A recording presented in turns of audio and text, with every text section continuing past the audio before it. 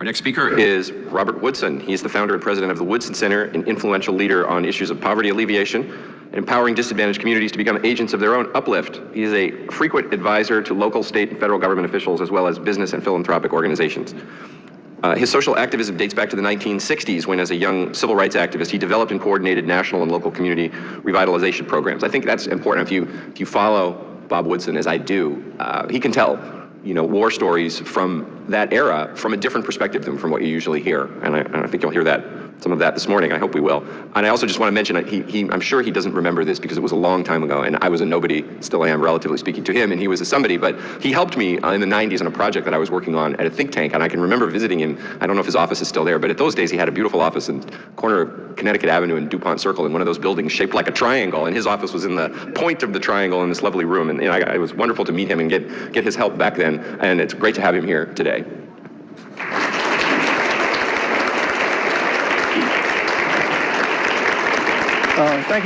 Thank you so much. There's a prayer that I utter each time before I speak, and I share it with you, and that is, God, give me the strength to tell and pursue the truth, especially when it's inconvenient to me. Because if you want to go someplace you haven't been, you got to be willing to do something you haven't done. And Dr. King said that the highest form of maturity is the ability to be self-critical. And I think as conservatives, this is a good time for us to look inside, to find out what course correction that we can take to change it. Will pointed out the fact that there are 14 unarmed blacks killed by white police officers, when in fact, for every one black is killed by an unarmed unarmed, there are 270 that are killed by other blacks. That is a reality, which means that people are not motivated to change based upon the facts. Facts are perceptions, can have much more of an impact than facts. Also, what I'd like to talk about is strategic interest. Your strategic interest is associated with your strategic circumstance. For instance, about a farmer coming to a stream with his mule going to market. And the stream is about 3 feet high, moving along at 20 miles an hour, and he forces the mule in and they get swept a mile down the stream, then he crosses. A year later, the farmer comes to the same crossing, same mule. This time, the creek is only 6 inches. And the mule refuses to go in because the mule had good memory but poor judgment. You have to understand that your strategic reaction is in response to your strategic circumstance. In the 60s, I was for central government intervening in the marketplace because blacks did not have the right to vote. And that required people with bayonets coming in compelling the states to do. Today, I am against government integration because my strategic circumstance is influenced by my situation is strategic circumstance. And so I'm against that.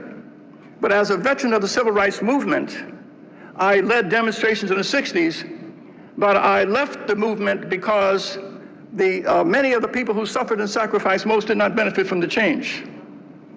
Because well-educated, I remember picketing outside of a pharmaceutical company, and when they hired 9 black PhD chemists, they said we got these jobs because we were qualified. When this happened, I realized I was in the wrong struggle. When we also embraced integration in busing, I opposed it. I said the opposite of segregation is not integration, it is desegregation.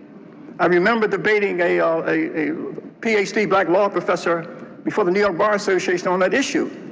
And I said that we have 2 situations, school A where there's all black and there's a presence of educational excellence, and school B that's integrated where there's diminished excellence. Where should we send our children? He said school B. I said there's no debate.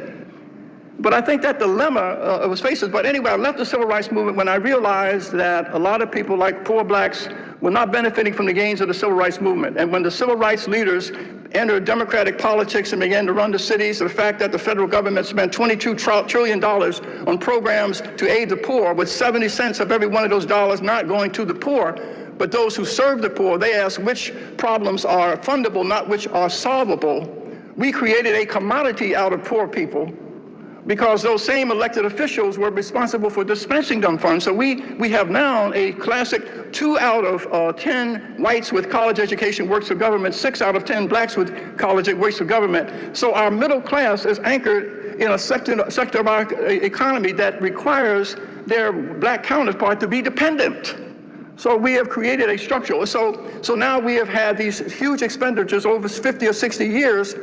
But now, because of those so-called inequities have increased in cities that have been run by, in order for those officials to justify or answer the question, why, if racism were the culprit today, then why are black children failing in institutions run by their own people?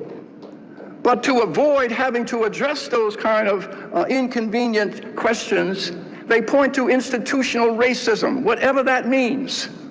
It means you white folks got this magic remote that you point at a school system run by blacks, so to make sure the leadership miseducates their children.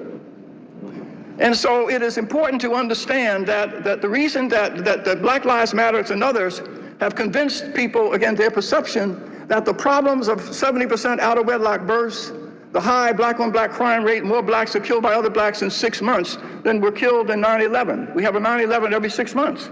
But to avoid having to address the cause of that, we say it's institutional racism, so that then we don't have to address the problems within the black community of why we are not moving. And so, and because the problems of out-of-wedlock births, for instance, I don't have time to go into it, but it was a conscious policy of Cloward and Piven at Columbia University, where they said if we can just separate work from income, it will mean fathers are redundant, and therefore you'll see school dropouts. So all of the problems of the decline of the family occurred as a consequence of not just a policy, but the federal government had to actually come in and open offices and actively recruit people into the welfare system. So we have millions coming in 3 years in the 70s into the welfare system at a time when the unemployment rate in the black community was only 4%. And so that's how we have, it is a conscious policy. And so what we're doing at 1776 Unites at the Woodson Center is that we know that the left is weaponizing race today with 1619, and our pushback against that cannot be white papers at think tanks discussing it on Fox News. We need a ground game that confronts their narrative with an alternative narrative that not only provides data and reports. For instance, they're saying that the decline of the family was related to institutional slavery. That is not the case. Between 1930 and 1940, when racism was enshrined in law, we have no political representation. The black marriage rate was higher than any group in the country. Elderly people could walk safely in those communities without fear of being mugged by their grandchildren. So we at 1776 are presenting this to deal with the perception that racism is the cause of the problems today. And we are presenting a whole array of information and also videos and curriculum that says when white people were at their worst, blacks were at their best.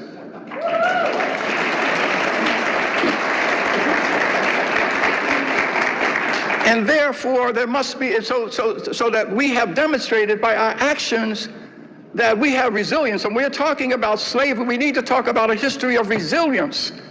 And so what we're doing, again, is at the Woodson Center in 1776, is not just present arguments, we must present examples. Jesus understood that. When the servants of John the Baptist came to him and said, "Are you the one, or shall we seek another?" He didn't say, "Wasn't I born on Christmas?" Here's my resume. Here's my birth certificate. No, what he did, he didn't say anything. He healed in their presence and said, "Go tell them what you saw." Ladies and gentlemen, the conservative movement has got to do more than just talk about what the left is doing. We must join with the Josephs of this world, low-income people in these neighborhoods who are suffering the consequence of these race policies. They're being pimped, they're being bamboozled, they're being exploited. We need to join in common community with low-income mothers. I'll be meeting with 300 of them who've lost children, not to white police officers, but to other blacks. And they are going to stand up and demand that we want more police. They are the voice. In other words, what the left does is their moral authority is derived from saying they are the legitimate representative of marginalized people. Well, we need to join with these so-called marginalized people and give them the ability to speak for themselves, to say they don't represent us. And therefore, what we are seeking at the Woodson Center is to develop an alliance between the pharaohs, the good pharaohs, and the good Josephs in our society. As you know, in Genesis, and I know we're running out of time, in my book, The Triumphs of Joseph, I talk about what's going to save America. The good pharaohs are powerful, wealthy people who are able to see beyond their power and their wealth and see something over the horizon that's troubling them, but they're also able to reach across racial, ethnic, and class lines and empower a 31-year-old uneducated Hebrew shepherd in the Pharaoh's prisons and come together and join in a partnership to save America. And that's the kind of coalition that we need to bring together the people. Low-income blacks are the sleeping giant in America. When we come together and empower them and we stand together to unite to push back against 1619 and the anarchists that are trying to destroy our nation, the people suffering the problem must be given a voice in their own restoration and uplift. God bless you.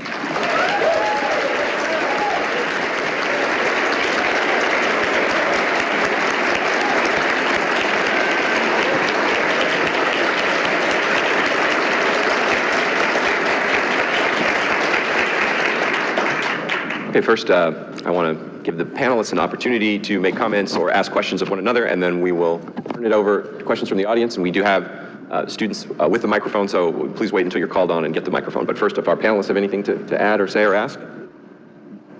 No? Okay, we can go to the audience then.